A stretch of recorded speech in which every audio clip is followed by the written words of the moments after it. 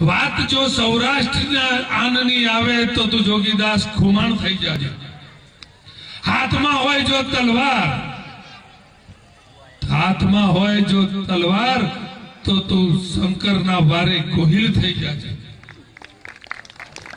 વાત જો આવે આન બાન અને શાનની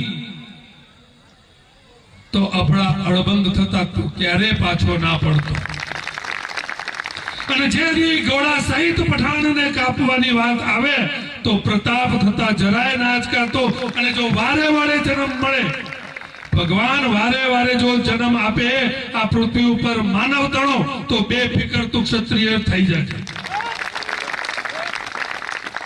મેં પહેલા કીધું તો આજ ફરીથી કહું છું, તમે નસીબદાર છો કે ક્ષત્રિયના પેટે જન્મ લેવા માટે કદાચ આગલા ભાવના પૂર્ણ ભેગા કરવા પડે ને તારા કુળમાં જન્મ મળે।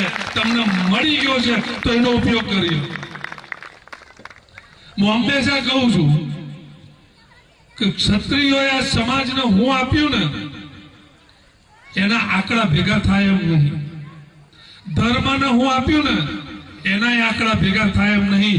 એક સમય એવો આવ્યો તો કે ક્ષત્રિય સમાજની એવરેજ ઉંમર 17 વર્ષથી 21 વર્ષ થઈ ગઈ હતી। બાકી કોઈ ઘરમાં વડીલ નહોતો વધ્યો, ત્યાં સુધી ક્ષત્રિયોએ ધરતીને આપ્યું।